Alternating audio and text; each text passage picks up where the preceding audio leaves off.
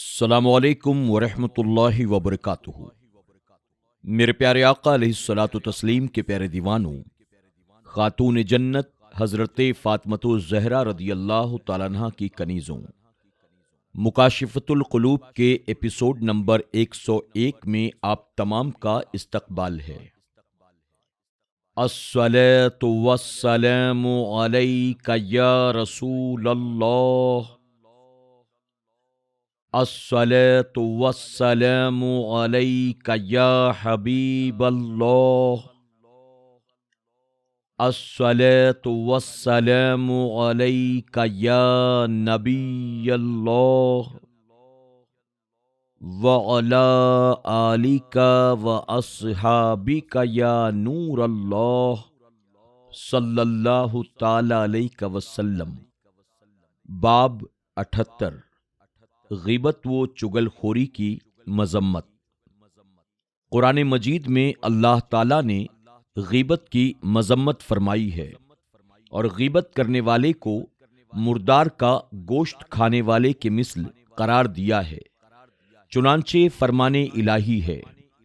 مفہوم: اور تم ایک دوسرے کی غیبت نہ کرو۔ کیا تم میں سے کوئی ایک یہ پسند کرتا ہے کہ وہ اپنے مردہ بھائی کا گوشت کھائے؟ پس تم اسے برا سمجھو۔ فرمان نبوی صلی اللہ علیہ وسلم ہے کہ ہر مسلمان پر مسلمان کا خون، مال اور عزت حرام ہے۔ غیبت عزت کو کھا جاتی ہے اور اللہ تعالیٰ نے اسے مال اور خون کے ساتھ یکجا ذکر کیا ہے۔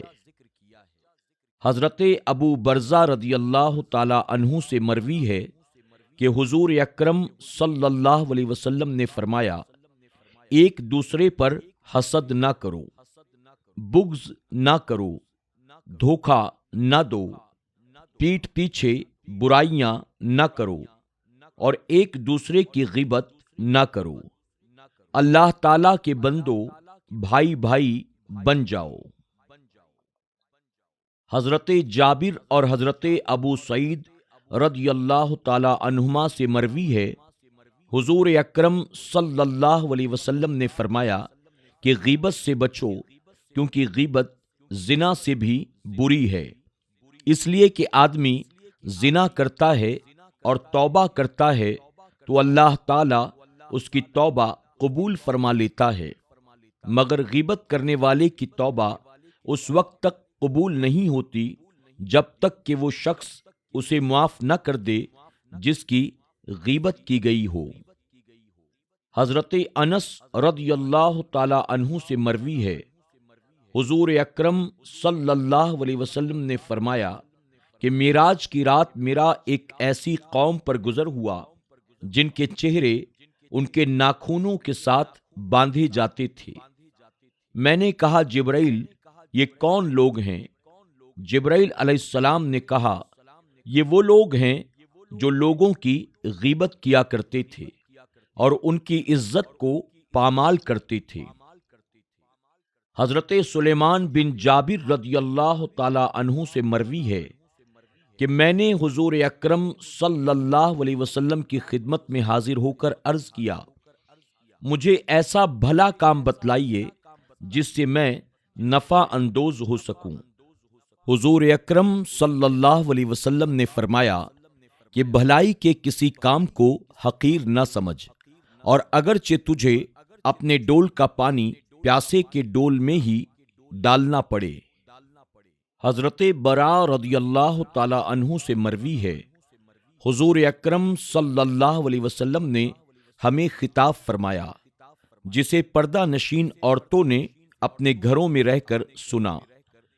آپ نے فرمایا، اے وہ لوگوں جو زبان سے ایمان لائے ہو مگر دلوں میں ایمان نہیں رکھتے ہو، مسلمانوں کی غیبت نہ کرو اور ان کی رسوائی کی جستجو میں نہ رہو، کیونکہ جو کسی بھائی کی رسوائی کے درپے ہوتا ہے اللہ تعالیٰ اس کی رسوائی کے درپے ہوتا ہے، اور اللہ تعالیٰ جس کی رسوائی کے درپے ہوتا ہے اسے اس کے گھر میں بے عزت اور رسوا کر دیتا ہے۔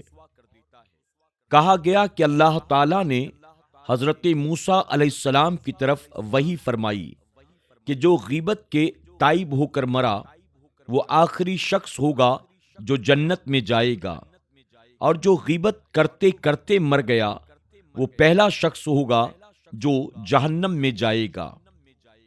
حضرت انس رضی اللہ تعالی عنہ سے مروی ہے کہ حضور اکرم صلی اللہ علیہ وسلم نے لوگوں کو ایک دن کے روزے کا حکم دیا اور فرمایا کہ میری اجازت کے بغیر کوئی روزہ افطار نہ کرے، یہاں تک کہ جب شام ہو گئی تو لوگوں نے آنا شروع کر دیا اور ہر شخص حاضر ہو کر عرض کرتا، یا رسول اللہ صلی اللہ علیہ وسلم، میں نے دن میں روزہ رکھا تھا، مجھے اجازت دیجیے کہ میں اسے افطار کروں۔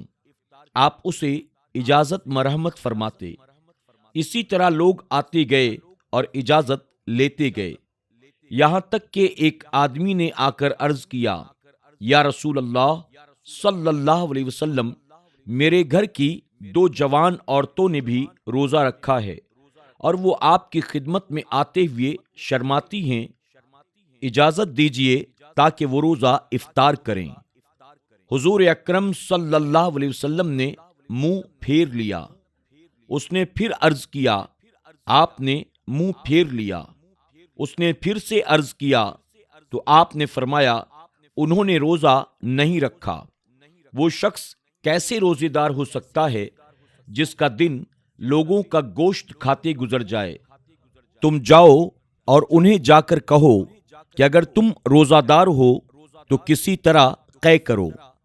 چنانچہ وہ ان کے پاس گیا اور انہیں ساری بات بتا کر قے کرنے کو کہا۔ انہوں نے قے کی اور ہر ایک نے خون کے لوتھڑے کی قے کی۔ وہ شخص حضور اکرم صلی اللہ علیہ وسلم کی خدمت میں حاضر ہوا اور ساری روداد سنائی۔ آپ نے اس کی بات سن کر فرمایا، بخدا اگر یہ چیز ان کے پیٹ میں موجود رہتی تو انہیں آگ جلاتی۔ ایک روایت کے الفاظ یہ ہیں کہ جب حضور اکرم صلی اللہ علیہ وسلم نے اس سے منہ پھیر لیا تو وہ کچھ دیر بعد دوبارہ حاضر ہوا اور عرض کی، یا رسول اللہ صلی اللہ علیہ وسلم، وہ دونوں مر چکی ہیں یا مرنے کے قریب ہیں۔ حضور اکرم صلی اللہ علیہ وسلم نے فرمایا، انہیں میرے پاس لاؤ۔ جب وہ آ گئیں تو آپ نے ایک پیالہ منگوا کر ان میں سے ہر ایک سے فرمایا کہ اس میں قے کرو۔ چنانچہ ایک نے پیپ، خون اور بدبودار مواد سے پیالہ بھر دیا۔ پھر آپ نے دوسری سے بھی کہا قے کرو، تو اس نے بھی ویسی ہی قے کی۔ آپ نے فرمایا، ان دونوں نے اللہ کے حلال کیے ہوئے رزق سے روزہ رکھا اور اللہ تعالیٰ کی حرام کی ہوئی اشیاء سے افطار کیا۔ ان میں سے ایک دوسری کے پاس جا بیٹھی اور یہ دونوں مل کر لوگوں کا گوشت کھاتی رہیں، یعنی دن بھر غیبت کرتی رہیں۔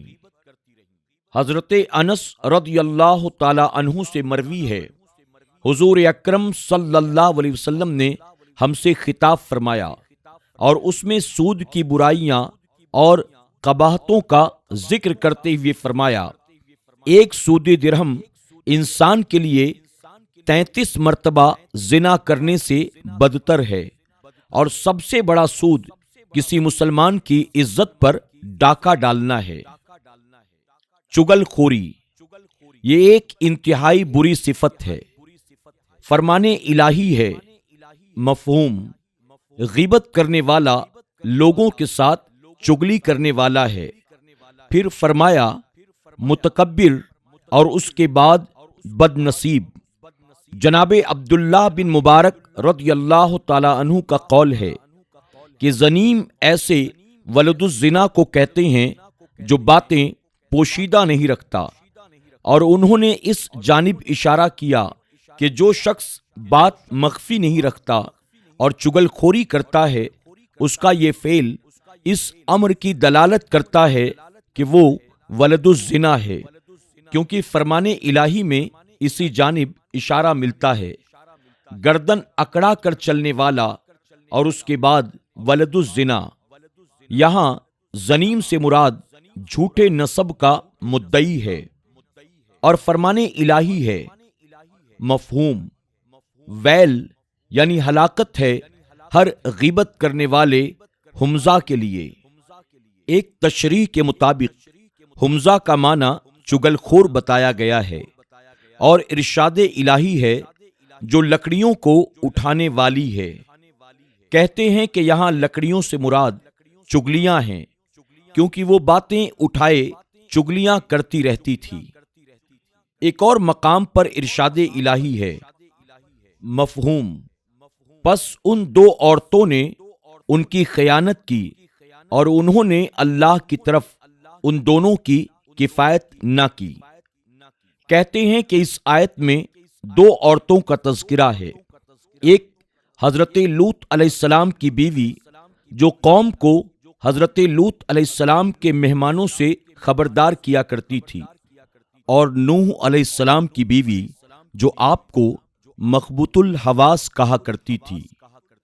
فرمان نبوی صلی اللہ علیہ وسلم ہے کہ چگل خور جنت میں نہیں جائے گا۔ دوسری حدیث مبارکہ میں ہے کہ قطات جنت میں نہیں جائے گا۔ قطات چگل خور کو کہتے ہیں۔ حضرت ابو ہریرہ رضی اللہ تعالی عنہ سے مروی ہے، حضور اکرم صلی اللہ علیہ وسلم نے فرمایا، تم میں سے اللہ تعالیٰ کو سب سے زیادہ محبوب وہ لوگ ہیں جو دنیا میں رہتے ہیں، وہ لوگوں سے محبت کرتے ہیں اور لوگ انہیں محبوب سمجھتے ہیں، اور اللہ تعالیٰ کے یہاں سب سے بدترین وہ لوگ ہیں جو چگل کھوریاں کرتے ہیں، بھائیوں کو باہم لڑاتے ہیں اور نیکوں کی لغزشوں کے خواہ ہوتے ہیں۔ حضور اکرم صلی اللہ علیہ وسلم نے فرمایا، کیا میں تمہیں بدترین آدمیوں کے متعلق نہ بتاؤں؟ صحابہ اکرام نے عرض کیا، یا رسول اللہ صلی اللہ علیہ وسلم، ضرور بتلائیے۔ آپ نے فرمایا، چگل کھوری کرنے والا، دوستوں میں فساد برپا کرنے والا اور صالح لوگوں پر جھوٹی تہمتیں لگانے والا، یعنی یہ لوگ بدترین ہیں۔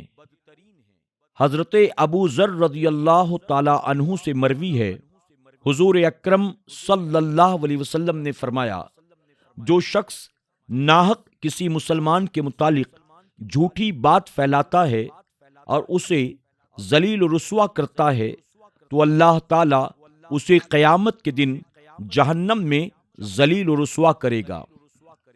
حضرت ابو دردہ رضی اللہ تعالی عنہ سے مروی ہے، حضور اکرم صلی اللہ علیہ وسلم نے فرمایا، جو شخص مسلمان کے لیے کسی ایسی بات کو پھیلاتا ہے جو بالکل غلط ہو اور وہ اس سے اس مسلمان کو دنیا میں رسوا کرنا چاہتا ہے تو اللہ تعالیٰ پر واجب ہے کہ وہ اسے قیامت کے دن جہنم میں رسوا کرے گا۔ حضرت ابو ہریرہ رضی اللہ تعالی عنہ سے مروی ہے، حضور اکرم صلی اللہ علیہ وسلم نے فرمایا، جو کسی مسلمان پر جھوٹی گواہی دیتا ہے وہ اپنا ٹھکانہ جہنم سمجھے۔ اور یہ بھی کہا گیا کہ قبر میں 1/3 عذاب صرف چگل کھوروں کی بدولت ہوتا ہے۔ حضرت ابن عمر رضی اللہ تعالی عنہ سے مروی ہے، حضور اکرم صلی اللہ علیہ وسلم نے فرمایا، جب اللہ تعالیٰ نے جنت کو پیدا فرمایا تو اسے حکم دیا کہ مجھ سے بات کر۔ وہ بولی کہ جو میرے اندر آئے گا وہ سعادت مند ہوگا۔ تب رب جبار جل جلالہ نے فرمایا، مجھے اپنی عزت و جلال کی قسم، میں تیرے اندر 8 قسم کے لوگوں کو داخل نہیں کروں گا: عادی شرابی، زانی، چگل کھور، بے غیرت، رذیل، ہجڑا، قاطع رحمی کرنے والا، اور وہ شخص جو یہ کہتا ہے میرا خدا سے عہد ہے کہ فلاں فلاں برا عمل نہیں کروں گا مگر یہ وعدہ پورا نہیں کرتا۔ میرے پیارے آقا علیہ الصلوۃ والتسلیم کے پیارے دیوانوں، خاتون جنت حضرت فاطمۃ الزہرا رضی اللہ تعالیٰ عنہا کی کنیزوں۔